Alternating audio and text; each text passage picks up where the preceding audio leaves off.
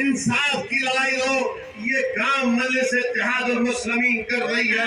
मेरे अजीज दोस्तों और बुजुर्गों, इन्हीं ख्वाबों को हमको पूरा करना है।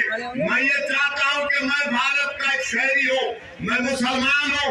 मेरा मकसद एक ही है कि मुझे डिग्निटी मिले, मुझे इज्जत मिले, मुझे कोई खौफ ना हो अपनी जान का, मुझे कोई खौफ ना हो हमारी बेटियों का, मुझे कोई खौफ ना हो कि कल मेरे बेटे को किसी झूठे मुकदमे में डालकर जेल भिजा दिया जाए। मुझे ये उम्मीद हो कि मेरे बच्चों के लिए स्कूल मिलेगा। मुझे ये उम्मीद है, मुझे यकीन है कि हमको इन तमाम चीजों को हासिल करना है। मेरे अजीज दोस्तों और बुजुर्गों, याद रखो, सदुद्दीन ओवैसी आपसे सिर्फ इस बात की गुजारिश करने आया है कि मैं जो तुम्हारे सामने खड़े होकर जिन बातों को बयान कर रहा हूँ, ये बातें वो नहीं है कि आसमान से तारे तोड़कर लाने की बात नहीं कर रहा हूँ। मैं तुमसे ये नहीं कह रहा हूँ कि चांद पर जाकर उसकी मट्टी उठाकर मैं तुमको ला कर दूंगा।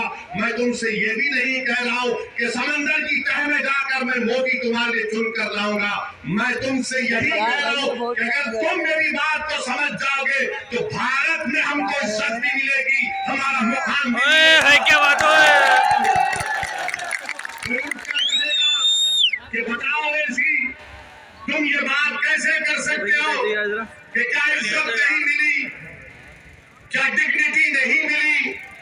तो मैं उनको जवाब में कहना चाहूंगा कि उत्तराखंड में धर्म संसद के नाम पर मुसलमानों को कत्लेआम की धमकी दे रहे, तो क्या मेरे दिल में खौफ नहीं पैदा होगा? धर्म संसद कर भारत के मुसलमानों को म्यांमार के रोहिंग्या मुसलमानों की तरह खत्म करने की बात की जाती है। क्या इसमें डिग्निटी है? रायपुर में धर्म संसद होता है, कांग्रेस की सरकार है, वहां पर कोई कहता है कि इंसानियत को बचाना है तो मुसलमानों को सबकी हस्ती से मिटा दो। बताओ ये कौन सी डिग्निटी है? ये कौन सा खौफ दूर करने की बातें की जा रही हैं? और किसी को अब तक गिरफ्तार नहीं किया गया। ये तमाम के तमाम लोग बकवास के बकवास बकते रहे। इख्तिदार उत्तराखंड में बीजेपी के पास, इख्तिदार रायपुर में कांग्रेस के पास, और सब आकर बोलते, बीजेपी बोलती है, मोदी बोलते हैं कि सबका साथ, सबका विकास, सबका विश्वास। कांग्रेस कहती है कि हम नेहरू के आइडियोलॉजी को मानने वाले। अरे तुम किसको मानते हो ये तो बताओ हमको। तुम ना नेहरू को मानते, तुम ना संविधान को मानते, तुम ना मुजाहिदीन आजादी के वारिस हो, बल्कि तुम तो इस मजहब में नफरत को फैला रहे हो। तुम तो इस मुल्क में भारत के मुसलमानों को ऐसा बड़ा डरावनी ख्वाब दिखा रहे हो कि इनकी वजह से भारत को खतरा है। कि इस तरह की गुफ्तगू उत्तराखंड में हुई, कितनी पार्टियों ने एहतजाज किया? क्या कांग्रेस ने एहतजाज किया उत्तराखंड में? क्या समाजवादी पार्टी के लोग अपनी लाल टोपी पहनकर निकल कर आए? क्या रायपुर में कांग्रेस की हुकूमत ने उस तरह का फंक्शन करवाया? खुद हुकूमत ने करवाया, जिसमें तमाम बातें की जा रही। और जब मजलिस ये बात उठाती है तो सब के सब कहते हैं कि देखो ओवैसी भड़काऊ भाषण देता है, ओवैसी जज्बात में लाता है। याद रखो, अगर मैं जिंदा हूं तो जिंदगी का सबूत दूंगा। मैं मुर्दा नहीं हूं। क्या बात है। अगर सच्चाई को बयान करना भड़काऊ भाषण है तो तैयार हो जा, अल्लाह जब तक जिंदा रखेगा सच्चाई को बयान करूंगा। अगर जालिम को जालिम कहना भड़काऊ भाषण है तो तैयार हो जाओ, अल्लाह हमको जब तक जिंदा रखेगा हम कभी जालिम से कॉम्प्रोमाइज नहीं करेंगे, उससे पंजा आजमाई करेंगे। अगर कोई कहेगा कि गरीब मजलूमों का साथ देना, चाहे मुसलमान हो, हिंदू हो, दलित हो, उसका साथ देना भड़काऊ भाषण है, तो जिंदगी भर गरीब हिंदू, मुसलमानों, दलितों की बात हम करते रहेंगे। अगर संविधान को बचाना भड़काऊ भाषण है तो हम ये भड़काऊ भाषण बोलते रहेंगे। एक कौम को, एक कम्युनिटी को सफ़े हस्ती से मिटाने की बात उत्तराखंड में बीजेपी की सरकार के नाक के नीचे की जाती है और अब तक एक को भी गिरफ्तार नहीं किया गया, एक को भी गिरफ्तार नहीं किया गया। मुझे कहने दीजिए, आज भारत के किसी कोने में अगर एक मुसलमान की शादी की बारात में अगर छोटे बच्चे का कोई तफंचा निकाल कर खाली नाचता है तो सुबह तक पुलिस उसको जेल में पहुंचा दे।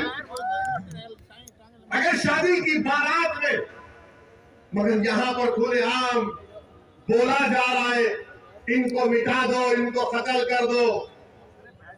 न नरेंद्र मोदी हो इसमें आते हैं। एक्सरसाइज तो बहुत कर रहे हैं मोदी जी आजकल, अच्छी बात है, हम भी करते हैं, मगर एक्सरसाइज आप कर रहे हैं, मगर ये लोग क्या कर रहे हैं? ये कौन से अखाड़े के हैं ये लोग जो भारत के संविधान की धज्जियां उड़ा रहे हैं? ये कौन लोग हैं जिनको बीजेपी खुली छूट देकर पूरे मुल्क में जहर फैलाने का काम कर रही है? मेरे अजीज दोस्तों और बुजुर्गों, अब तो हद ये हो गई, हद ये हो गई कि 1 जनवरी के दिन मुसलमान बच्चियां, लड़कियां, हमारी बेटियां, हमारी बहनें जो जर्नलिस्ट हैं, उनकी फोटो लगाकर उनका हर्राज किया गया। उनकी फोटो लगाकर ये तमाम के तमाम मुस्लिम लड़कियां एक से एक काबिल, पढ़ी लिखी है, शरीफ है, नेक है, सोमो सलात के भी पाबंद है, मगर जब वो 16 जनवरी की पहली तारीख तोड़ कर देखती है तो पूरे सोशल मीडिया पर ये तमाम मुस्लिम महिलाओं की फोटो लगाकर कहा गया ये लो, इसको खरीदो, ये बिकने के लिए तैयार है।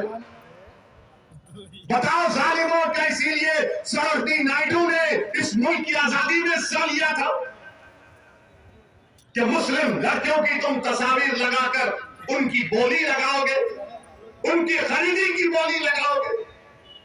क्या वो किसी की बेटी नहीं है?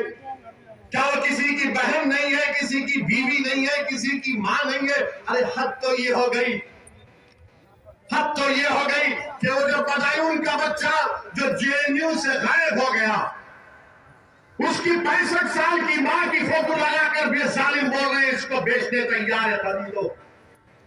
नजीब की मां की तस्वीर लगाई गई। नरेंद्र मोदी, तुम झूठ बोलते हो, तुम मुस्लिम महिलाओं के दुश्मन हो, दोस्त नहीं हो तुम।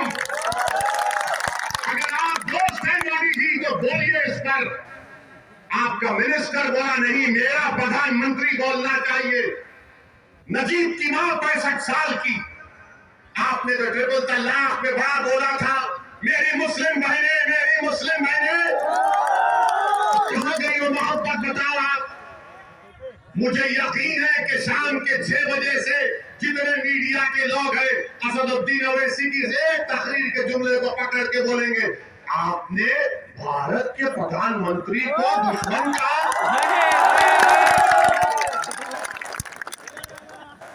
ये पूरे के पूरे पप्पा जी के बेटे हैं, आज इसमें बहुत अच्छे भी हैं, मगर एक कोई पकड़ेंगे देखना आप। मैं बोला इसलिए कि तुम चलाना ये बात। बताओ कि नरेंद्र मोदी ने नहीं कहा था ट्रिपल तलाक के भाइयों बहनों मुस्लिम महिलाओं के लिए कर रहे? कहा था ना? नहीं कहा था कि मुस्लिम हमारी बहनें परेशान है, बड़ी मोहब्बत हो गई आपको। बोले नहीं, महिलाओं को ऐसा बोल देते 3 बार, आपको मालूम ही नहीं। अब आप मोहब्बत कहां गई? बच्चियों का हर्राज हो रहा है। आपको मालूम उत्तर प्रदेश में मुस्लिम महिला बच्ची है, पायलट है, पायलट प्लेन चलाती है, उसकी फोटो डालकर कहा गया इसको खरीदो। क्या भारत के प्रधानमंत्री कब बोलेंगे? कब बोलेंगे भारत के प्रधानमंत्री? क्या तुम मुसलमानों के बच्चों के प्रधानमंत्री नहीं हो? एक लफ्ज तो बोल सकते थे कि जिस किसी ने भी इस तरह की हरकत की नरेंद्र मोदी उसको पकड़ कर जेल में डालेगा, मगर बोलते नहीं है कुछ भी, बोलते नहीं है कुछ भी। मेरे अजीज दोस्तों और बुजुर्गों, ये बात मंगलिस जब कहती है तो सबको तकलीफ पहुंच जाती है। अब इसमें बताइए, इसमें भटकाव भाषण क्या है? अब कल से आप देखेंगे